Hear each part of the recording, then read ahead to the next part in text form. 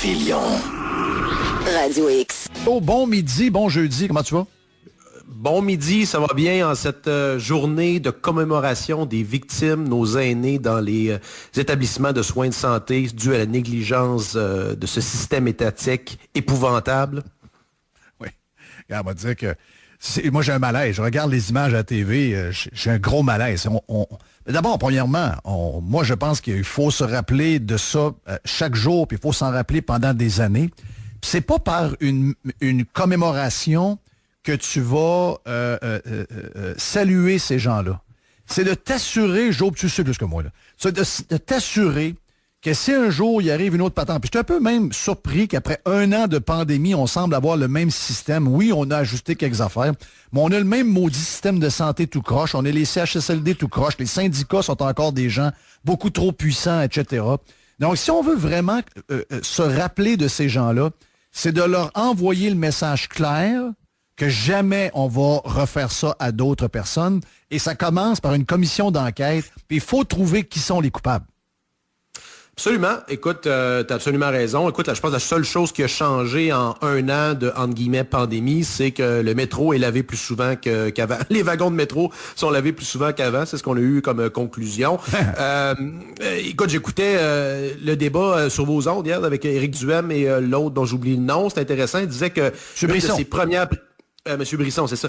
Une de ses premières préoccupations, de ses premières priorités, ça serait d'amender la loi sur la santé publique pour pas qu'une chose pareille se reproduise, oui. Cette espèce de délire qu'on vit depuis plus d'1 an. Je pense que cette loi-là, écoute, on est rendu... quand tu regardes l'essence de la loi, je pense que c'était fait pour qu'il y ait un certain contrebalancier de la part des oppositions qui sont totalement absents et qui sont en train d'applaudir lors de cette journée-là de commémoration. Mais tu as raison, c'est maintenant ou jamais de se questionner sur la pérennité de ce système de santé-là. Je me permets de te faire remarquer, je ne sais pas si tu as vu ces images absolument effroyables d'une dame, je pense que c'est à Alma, qui, pour voir ses proches, le dernier au revoir, une dame en phase terminale, je pense, d'un cancer. Décédée hier soir, d'ailleurs. Absolument. Et pour voir sa famille, on a dû la sortir dans le parking. Donc, on l'a roulée sur son lit de mort pour voir sa famille dehors en hiver. Écoute, j'ai tweeté cette affaire-là en anglais pour m'assurer que le plus de monde voit ça possible, à quel point c'est absolument honteux d'être québécois actuellement. Pour un système de santé qui coûte quoi? Près de la moitié du 42 milliards, presque 1 milliard par semaine. 42 milliards. Quand vous allez payer vos impôts cette année, là, regardez sur votre T4, impôts retenus au Québec. C'est à peu près la moitié de ce que vous payez qui s'en va dans ce système de santé-là. Et là, on a vu ce qui est arrivé dans la CHSLD, puis on voit que ce qui arrive aux gens là, qui sont en fin de vie, c'est absolument honteux. Je suis PM, je m'appelle François Legault, et je n'ai plus l'autorité morale de diriger. Ça, j'ai des principes dans la vie, il y a des affaires avec lesquelles je suis bien, d'autres avec lesquelles je suis moins bien. De voir que j'ai abandonné et que je suis rendu à faire vivre une vie misérable à tellement de gens, là, à un moment donné, il faut arrêter ça sur le champ. Moi, je pense que Legault doit se poser des questions. Je regarde son expression corporelle de ce temps-là, son non-verbal, la conférence complètement dégueulasse d'il y a 2 jours où il a attaqué les parents qui gardent leurs enfants à la maison, qui sont les parents qui décident pour leurs enfants. Je n'ai jamais vu, moi, un premier ministre, peu importe l'État démocratique qui décide quoi faire avec ses enfants. Même chose de son comportement, de ce qu'il a dit pour les gens qui ont participé à la marche. Il a visé les partis politiques adverses, mais par la bande, il visait les parents qui ont marché pacifiquement pour que le sport reprenne pour leurs jeunes.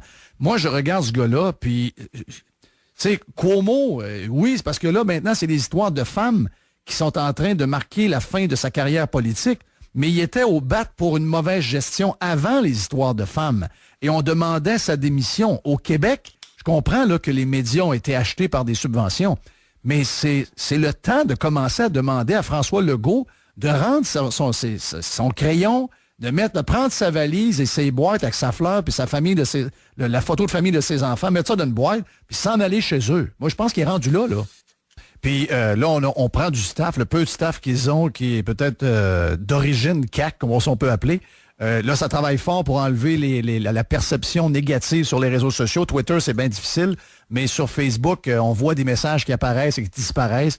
Il y a beaucoup de choses bizarres où on essaie de sauvegarder l'image de François Legault et de son parti. 21 milliards, est-ce que j'ai le bon chiffre? 21 milliards, c'est la VG, c'est la vérificatrice générale, qui nous est arrivé avec le coût de COVID. Donc, les achats de masques à 10 fois le prix, de l'équipement à des prix ridicules.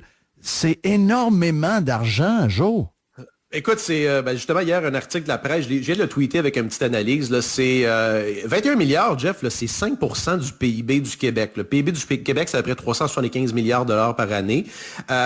Donc, rapidement, là, j'ai fait un petit breakdown de ça, une petite ventilation. Si on regarde là, les coûts, prêts, subventions aux entreprises, en fond, ce qui a été causé, les coûts qui ont été engendrés par la fermeture des entreprises, donc par les mesures du gouvernement, beaucoup plus que par la pandémie. Prêts, subventions, tu vois, c'est 5,2 milliards. Le soutien aux travailleurs là, qui ne pouvaient pas travailler, c'est 2,5. Soutien aux municipalités qui est par la bande un peu la même chose, 2,2 milliards. Et tu ajoutes à ça des mesures diverses dans le système de santé. Tu l'as dit, les masques, la capacité de testing, etc. Ça, c'est 8 milliards. Et là, on parle sur 4 exercices financiers, là, 2019, 2020 à 2022, 2023. Donc, pour un total environ 18 milliards, là, le cœur des mesures, disons. Là. Wow. Et là, tu te dis... On va aller chercher ça où, cet argent-là? Et là, écoute, j'ai passé un petit 2 minutes. Je vais regarder le budget, voir 2020-2021. Rappelle-toi, c'est lui qu'on avait déposé, la CAQ avait déposé en mars 2020. Là, d'affaires complètement ridicule, avec un budget vert sorti du champ à gauche là, pour plaire aux médias. Et c'est drôle, on trouve rapidement de l'argent dans ce budget-là. Si tu regardes, là, il y a le programme Rouler vert, 1,4 milliard. Celui-là, tu vas l'aimer. Transport collectif électrique, 15,8 milliards. Ça, je présume qu'il y a probablement le tramway là-dedans, puis une partie là, du REM à Montréal.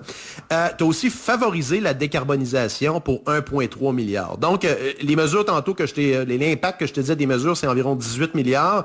Et ces mesures-là, là, c'est ce saupoudrage de milliards-là pour plaire à la gauche environnementale et aux médias, ben, c'est 18,5 milliards de dollars. Fait que c'est pas compliqué. La CAQ, là, le plat de bonbons pour spinner son agenda gouvernemental et environnemental, il vient de prendre le bord. Ça oui, plus ils peuvent plus là, maintenir les deux, là, avoir cet impact majeur là, fiscal sur. Peut-être que toute la saga là, autour du tramway, c'est pour retarder ça parce que finalement, le cash va servir à d'autres choses. Absolument. Ils ne peuvent plus maintenir ça. Je ne parle pas de la portion fédérale, là, je parle de la portion québécoise. On sait que la portion fédérale est peut-être quelque part d'un compte. Quand même à vérifier. Merci, Joe. Très gentil. On s'en parle la semaine prochaine. Toujours un plaisir.